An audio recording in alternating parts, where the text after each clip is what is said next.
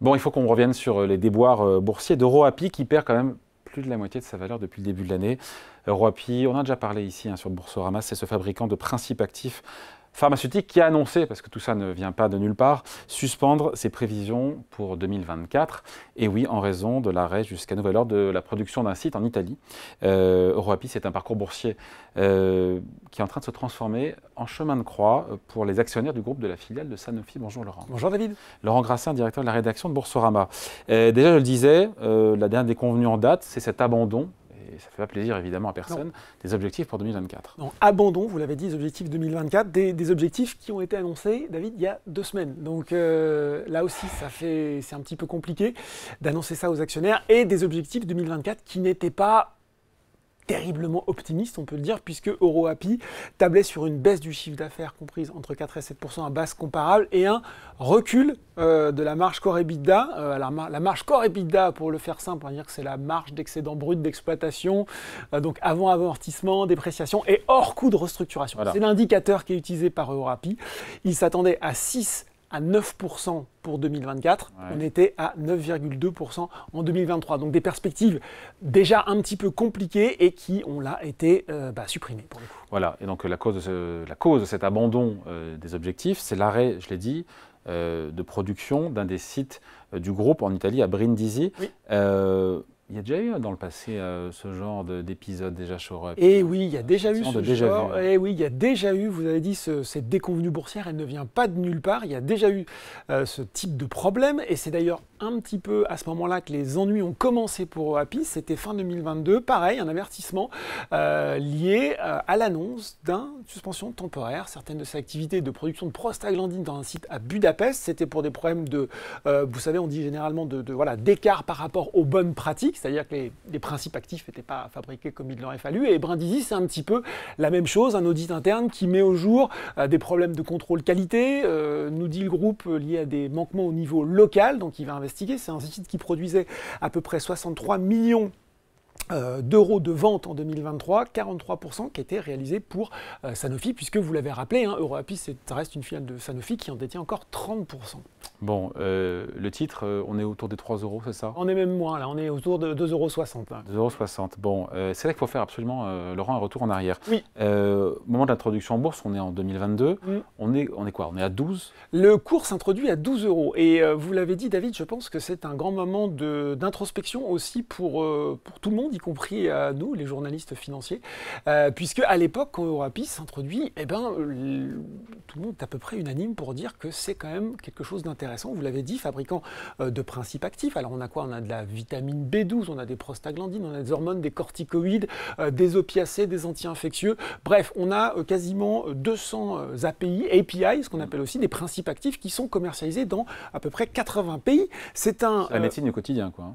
Alors, oui, en tout cas, c'est effectivement, mais on va y revenir justement sur ces principes actifs et sur là où il y a peut-être eu justement une incompréhension. Ce qu'on peut dire aussi, c'est qu'à l'époque, on est quand même 2022, pas très loin du Covid. On a quand même vu toutes les questions, que ce soit sur les masques ou les médicaments, sur la perte de souveraineté, y compris de souveraineté pharmaceutique. Donc le gouvernement même à l'époque communique sur le fait qu'il va falloir relocaliser. Donc on se dit tiens, voilà un champion national et même au niveau mondial des principes actifs. On se dit c'est plutôt une bonne chose. C'est un marché qui est évalué à 70 milliards d'euros et on le présente en croissance de 6 à 7%.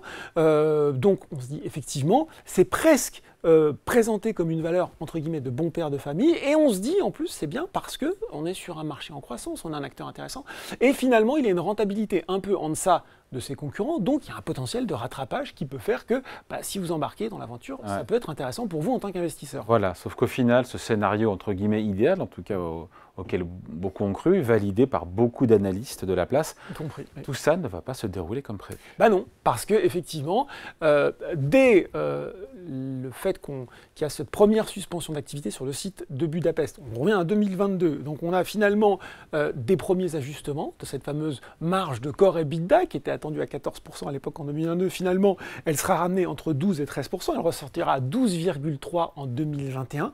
Et puis, nouvelle alerte en octobre 2023, nouvel avertissement sur les résultats pour l'exercice 2023. Finalement, on nous dit que toujours la même marge, c'est toujours de là, cette marge qu'on attendait, David, en progression. Non, finalement, finalement, ce sera 9 et 11% contre 12,5 à 13,5%.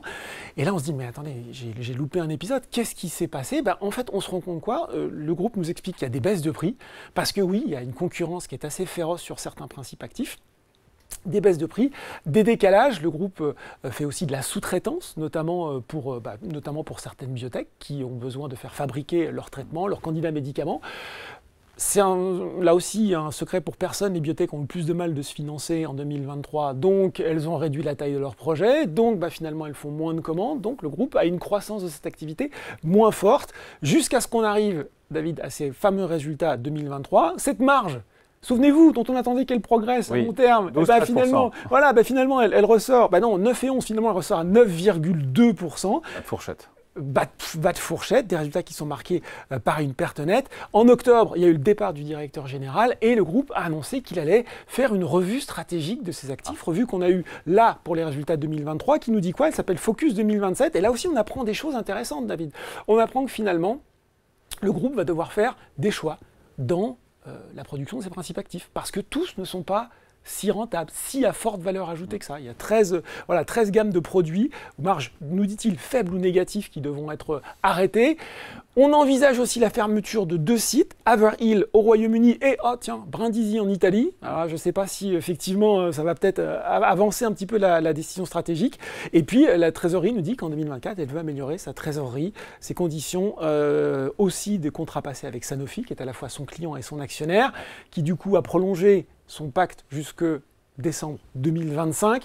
Nouveau directeur général, on voit que la maison reste compliquée et c'est plus du tout la même histoire. C'est plus du tout la même histoire qu'on nous avait vendue en 2022. Voilà. On refait l'histoire. Je ne suis pas sûr que ça console malheureusement. Non, je ne pense pas malheureusement. Les investisseurs qui nous regardent. Introduction, je l'ai dit, à 12 €. C'est monté à 19.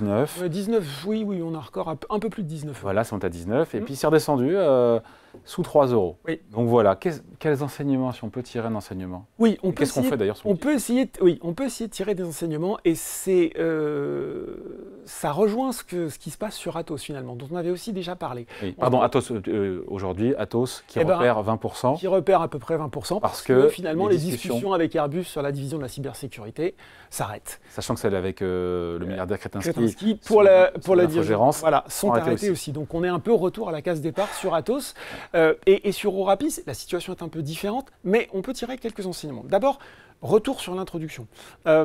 Encore une fois, vous êtes investisseur individuel, on vous présente ce dossier, on vous le présente, marché des principes actifs, de la croissance, une ancienne filiale de Sanofi.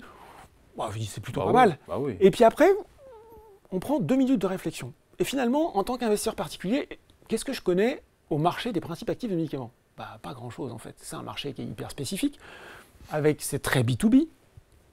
Vous ne connaissez pas spontanément l'état de la concurrence, vous vous rendez compte qu'en fait c'est un marché qui, sur les traitements, vous l'avez dit, vous parlez de médecine du quotidien, sur certains traitements qui sont des poudres, finalement, de la chimie, un petit peu des poudres, sont pas à si forte valeur ajoutée, sur laquelle il y a une concurrence, notamment des acteurs chinois et indiens, qui est extrêmement forte. Qui plombe les marges, donc. Qui peuvent plomber les marges. Vous vous rendez compte aussi que le groupe, par exemple, ses concurrents directs, vous avez Lonza, qui est un groupe suisse, qui a une rentabilité bien meilleure.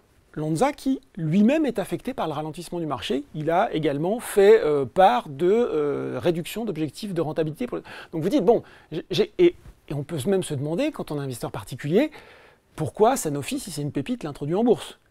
À l'époque, la raison invoquée par le groupe, c'était que la rentabilité de cette filiale était un peu inférieure à celle du reste du groupe. Il y avait là un faisceau de choses. Alors, c'est facile de réécrire l'histoire, je le fais avec beaucoup d'humilité, parce qu'encore une fois, même moi à l'époque, je me dis, tiens, ça peut être plutôt une bonne chose, EuroAPI. C'est toujours facile d'arriver après le constat. J'essaie juste, effectivement, d'en tirer quelques enseignements, David, là-dessus. Et après, vous connaissez le proverbe anglo-saxon, c'est « fool me once, shame on me, fool me twice ». Non, fool me... Ah non, il a fait à l'envers. Shame on you. Fool me twice, shame on me. Ça veut dire que je pense que dès qu'on avait... voilà, je l'ai loupé, je voulais la loupé. Mince, on est en direct. Ouais, voilà, c'est ça. Dès qu'on a une première anicroche, une première erreur sur la réalisation du plan stratégique, une deuxième...